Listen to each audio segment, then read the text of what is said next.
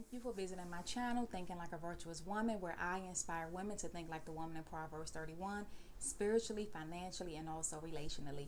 So today I'm going to be talking about knowing your worth. Now, this is something that I know every woman has heard at some point in their life, right? Know your worth, know your worth, know your worth. I feel like it's overused so much to the point that when people say it, it just kind of goes in one ear and out the other because people say it so much. It's just one of those good things that have been worn out. And so I wanted to talk a little bit about what that means. So knowing your worth, to me, I believe it means to really know what you deserve and to know what you don't deserve. I was having a conversation with one of my friends about a guy she was dating, and this is what sparked me to do this video, because I thought about the fact that we use that phrase so much that we really don't know what we're saying when we tell somebody to know their worth. So I was talking to a friend about a guy she's dating and some things that she didn't like and some things that he was doing and saying that she know that she didn't deserve. And so I said to her, I said, well, you got to know your worth. And when I said that, I said, wait a minute, what does that mean though, right? So I went on to tell her that she needs to know what she deserves and what she doesn't deserve. So I told her to think about the type of wife that she knows she's going to be, right? And I told her to ask herself, does this man deserve that type of wife, right? When I think about, I know what type of woman that I am. I know what value I add to a relationship. I know what type of wife, or I know what type of wife I aspire to be. Does this man deserve that type of wife? Think about the things that you know you're going to do for your husband. Think about the type of way, and think about the type of ways that you know you're going to take care of him. Does he deserve that? Think about everything that you have to offer, physically, spiritually, financially, mentally, emotionally, relationally. Think about all of those things that you know you have to offer. Does this person deserve that? And it's not about being arrogant.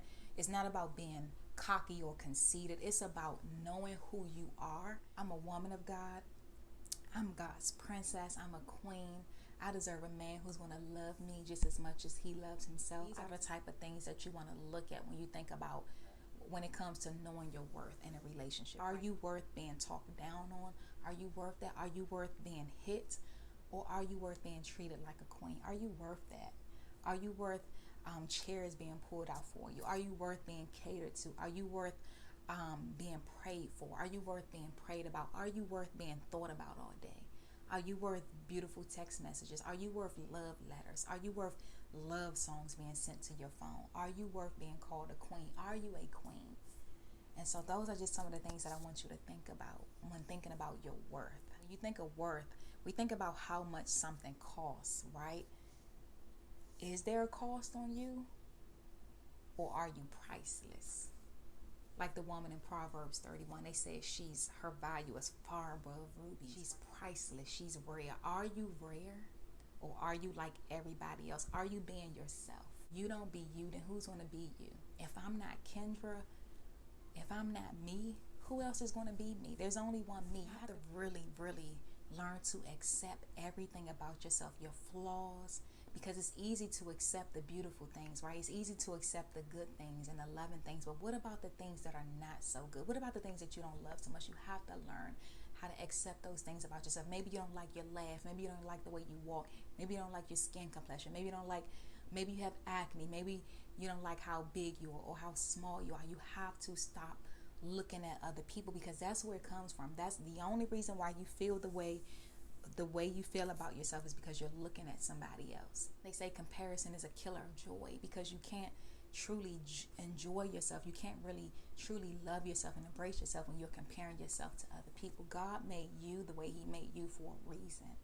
He put something inside of you that only you have. There are some things that only you can do. I know it's hard to believe, because some people are like, who, me? No, yes, you. There are some things that only you can do. I can't do, but you can do. There's somebody that you're called to. There's something that you're called to. There's a place that you're called to that I can never step foot in, because that's not my journey. So learn to embrace who you are. Learn to embrace the purpose that God has for you, the woman that he created you to be. And most of all, know who you are in Christ. Know who you are as a woman of God. You are beautiful. You are loved. You are amazing. You are smart. You are unique. You are intelligent. There is nobody else like you. And I hope you believe that. So I hope that this was encouraging for you. I will leave my email down below in the description box. If you have a prayer request, a video suggestion, or a question, it's thinkinglikeavirtuouswoman@gmail.com. Again, I'll leave that down below.